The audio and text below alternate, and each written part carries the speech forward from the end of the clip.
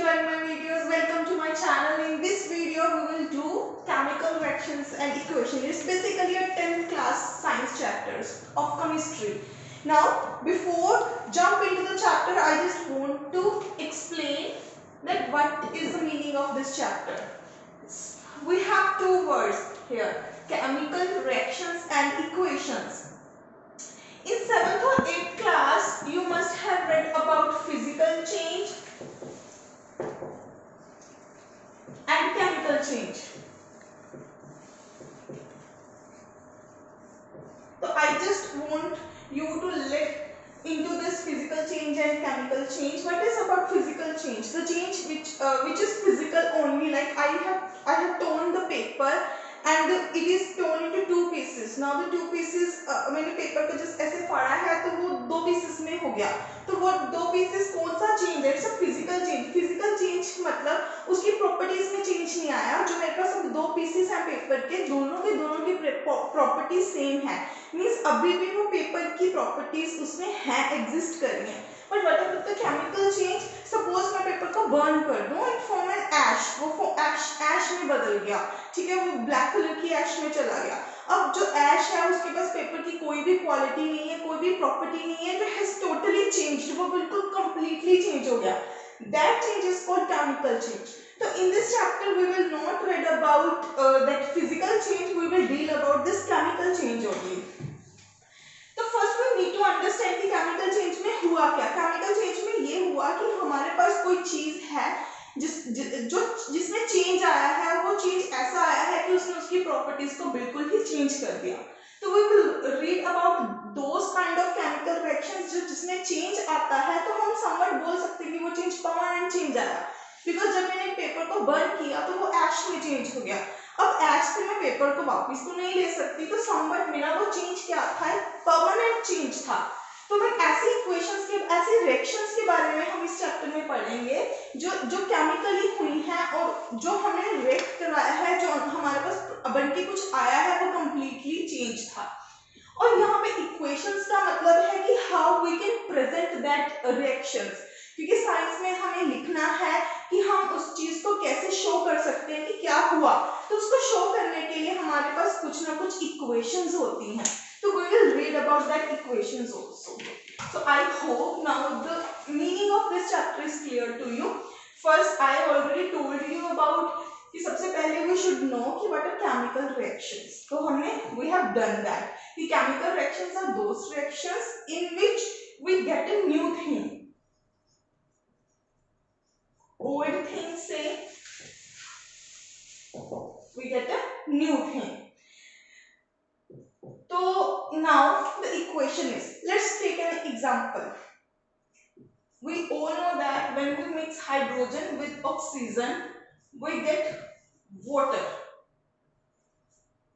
This is the equation, we always get water. तो ये क्या था, हमारे पास हाइड्रोजन थी जो गैस थी, यहाँ पे क्या था, ऑक्सीजन था जो गैस थी, जो मेरे पास वाटर बन के आया जो कि एक कंपाउंड है, वो क्या था, मेरा एक लिक्विड था. अब जो मैं इस चीज को दिखा रही हूं, पहले तो मैं आपको only I just telling you orally only कि व्हेन आई रिएक्ट हाइड्रोजन, जब मैंने हाइड्रोजन को ऑक्सीजन से रिएक्ट किया था तो मेरे पास वाटर बन के आया था. तो मैं इसको मैथमेटिकली फॉर्म में आपको बता रही हूँ, तो उसको हम क्या बोलेंगे, इक्वेशंस बोलेंगे.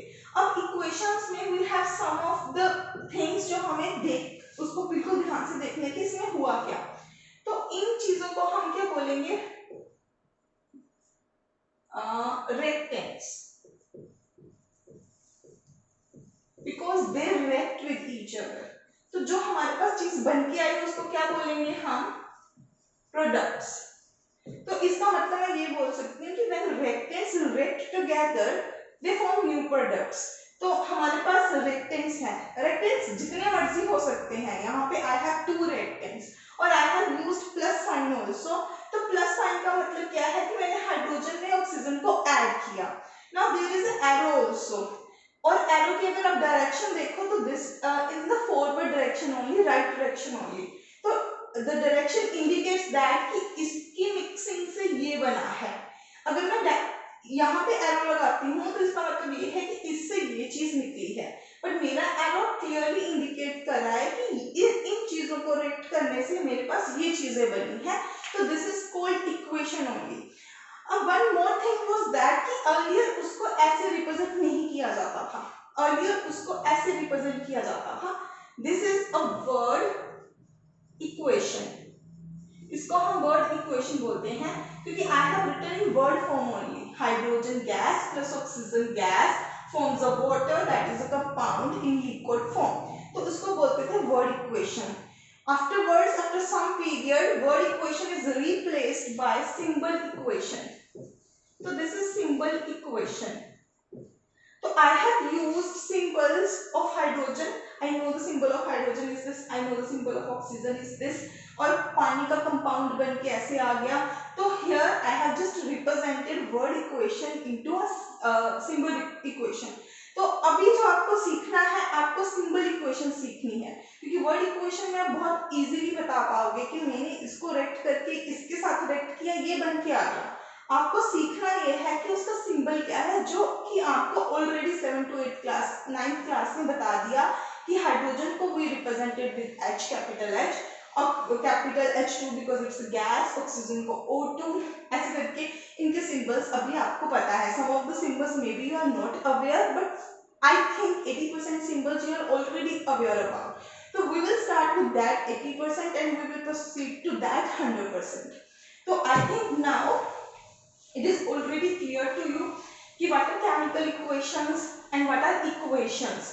तो equations में हमने सीखा reactants के बारे में और हमने सीखा products के बारे में और arrows हमने। तो equations are of two types, word equation and one more is symbol equation. तो equation को I can write this way also. The most preferred thing is symbol equation.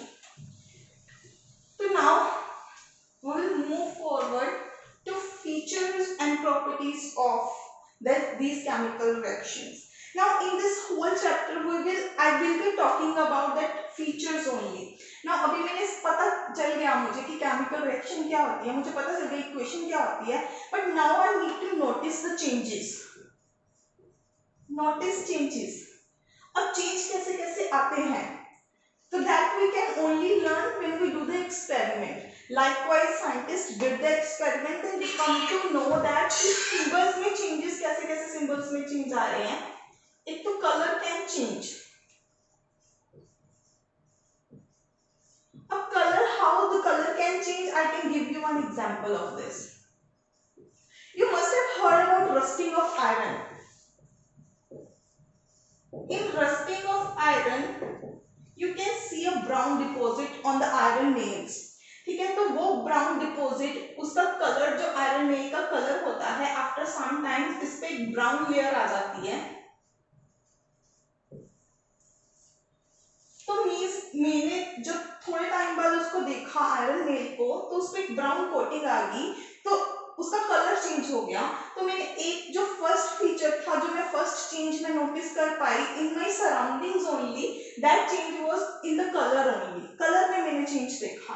अब रस्टिंग ऑफ आयरन होता कैसे, you know that कि अगर iron को हम water और oxygen at the same time provide कर दें, ठीक है, तो उसको रस्ट लग जाती है, because iron react with that oxygen and water and it form ferric oxide, hydrated ferric oxide. तो आयरन ऑक्सीजन के साथ रिएक्ट करके, वाटर के साथ रिएक्ट करके फेरिक ऑक्साइड बना देता है, मींस एक नया प्रोडक्ट बना देता है। तो here reactants are iron, water and oxygen. These are reactants जो रिएक्ट करते हैं। तो प्रोडक्ट कौन सा बन के आता है मेरे पास, फेरिक oxide. मेरे पास not only ferric oxide, it's a hydrated ferric oxide. I'm not going into too much detail of this because I just want you to learn first कि features में हम क्या चीजें पढ़ने वाले हैं, हम इसमें इसके formulas में इसके symbols सिंबल्स में बाद में जा सकते हैं, पहले हमें ये क्लियर होना चाहिए कि हम इस चैप्टर में ऐसा क्या पढ़ेंगे जो हमें अब तक नहीं पता था। तो मुझे पता चला कि मैंने अपने कलर में चेंज देखा, एग्जाम्पल उसकी रस्टिंग ऑफ आयरन थी। तो फर्स्ट वाज कलर चेंज। एक मेजर चेंज मैंने अभी देखा था जब मैंने हाइड्रोजन और ऑक्सीजन की रिएक्शन की थी, that is change in state. अब we know that there are 3 states of matter, solid, liquid and gas.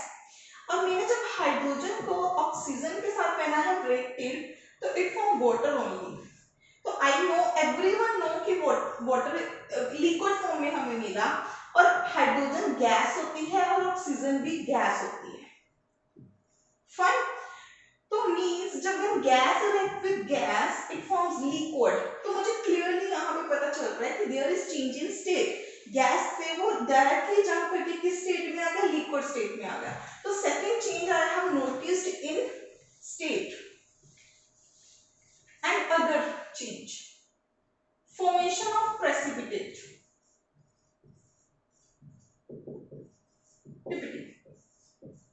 अब इसका क्या मतलब है? Let's take I'm taking an example.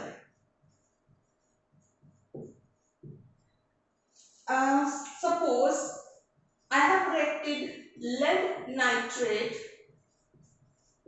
with potassium iodide.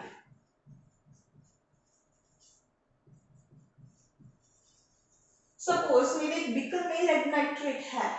It is a colorless only. Both are colorless only.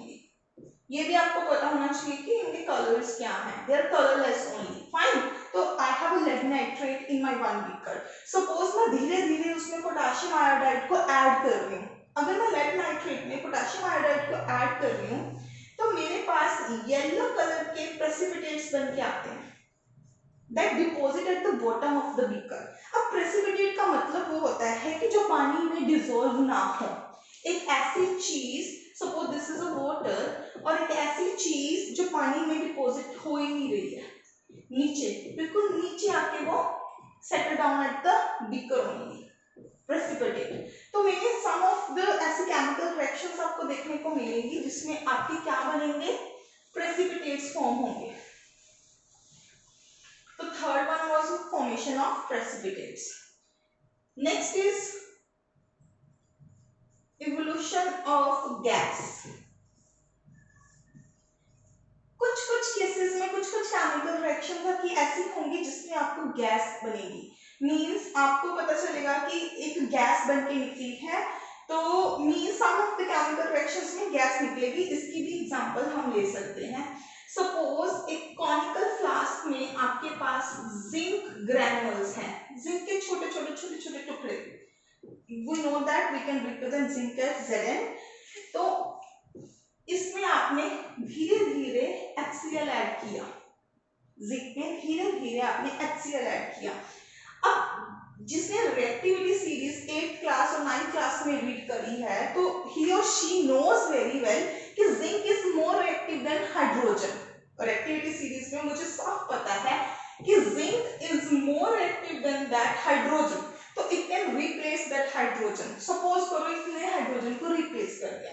When it replace hydrogen, तो मुझे पता है कि क्या बनेगा, जिंक क्लोराइड बनेगा, और क्या बच जाता है मेरे पास, हाइड्रोजन. तो हाइड्रोजन H2 की फॉर्म में निकलेगा. व्हाई? क्योंकि यहाँ पे जो हाइड्रोजन है, hydrogen is a gas. It can't be monoatomic, it should be diatomic only. तो मेरे पास यहाँ पे हाइड्रोजन गैस निकली है. तो इन सम ऑफ द केसेस मैंने देखा कि मेरे पास क्या निकल के आती है, hydrogen gas. You will also study उसमें जब आपकी प्रिपरेशन ऑफ हाइड्रोजन गैस आएगी. कुछ टॉपिक्स होंगे जिसमें आपको बताया जाएगा कि suppose you need hydrogen gas only, तो what are the methods of getting hydrogen gas. This is one of the method of getting hydrogen gas, कि ये ऐसी केमिकल रिएक्शन है जिसमें मुझे क्या मिल रहा है, गैस निकल के आ रही है. तो यहाँ से मुझे पता चला कि colour can change, state can change, PPT बन सकती है, प्रेसिपिटेट बन सकते हैं, और गैस निकल के आ सकती है. One more thing, heat. Yes, in some of the chemical reactions, actually there are two type of chemical reactions. One is exothermic.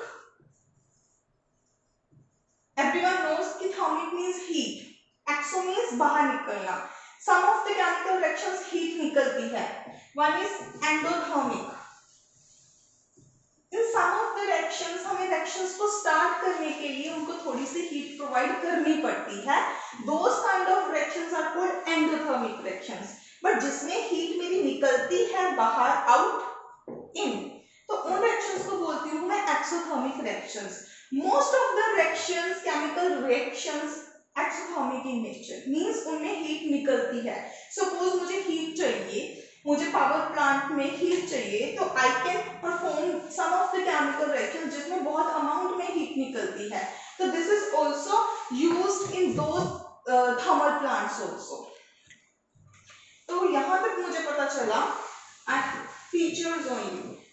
तो I have came to know about 5 features. तो 6th फीचर क्या हो सकता है?